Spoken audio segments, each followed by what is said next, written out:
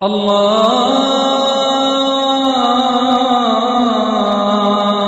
اکبر بسم اللہ الرحمن الرحیم۔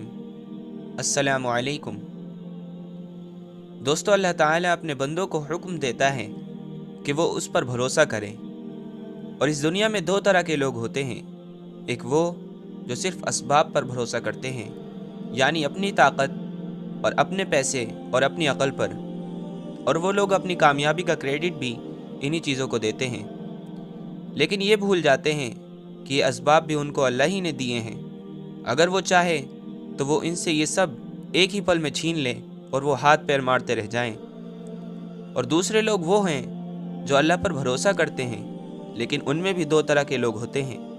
ایک وہ ہوتے ہیں جو اسباب کو اختیار کیے بغیر اللہ پر بھروسہ کرتے ہیں، اور دوسرے وہ لوگ ہوتے ہیں جو اسباب کو اختیار کرنے کے بعد اللہ پر توکل کرتے ہیں، اور یہی لوگ عقل مند بھی ہیں۔ اور اس کا ثبوت ایک حدیث میں بھی ملتا ہے کہ ایک مرتبہ ایک صحابی اونٹ پر سوار ہو کر اللہ کے رسول صلی اللہ علیہ وسلم کے پاس آئے اور کہا کہ میں اونٹ کو یوں ہی چھوڑ دوں اور اللہ پر توکل کروں، یا اس کو باندھ دوں اور پھر اللہ پر بھروسہ کروں؟ تو اللہ کے نبی نے فرمایا، اس کو باندھ کر اللہ پر بھروسہ کرو۔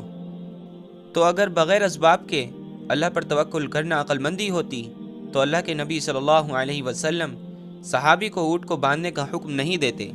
اور اسی طرح ایک اور روایت ہے کہ جو شخص اللہ پر اس طرح توکل کرتا ہے جس طرح اللہ کا حق ہے، تو اللہ تعالیٰ اپنے اس بندے کو پرندوں کی طرح رزق دیتا ہے کہ وہ صبح کو خالی پیٹ اپنے گھونسلوں سے نکلتے ہیں اور رات کو بھرے پیٹ لوٹتے ہیں۔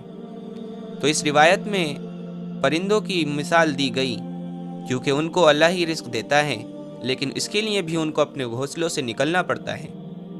اور اسباب کے اختیار کرنے کے بعد اللہ پر توکل کرنے کا ایک بہت بڑا فائدہ یہ بھی ہے کہ جب انسان کو کامیابی ملتی ہے تو وہ تکبر اور غرور کے بجائے اللہ کا شکر ادا کرتا ہے، اگر اس کو ناکامی ہوتی ہے تو اس کو افسوس نہیں ہوتا۔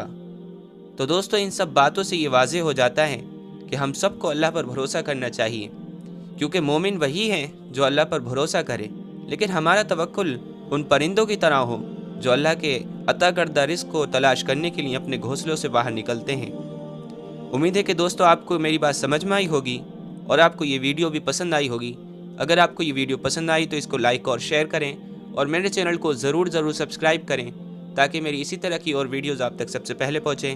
السلام علیکم ورحمۃ اللہ وبرکاتہ۔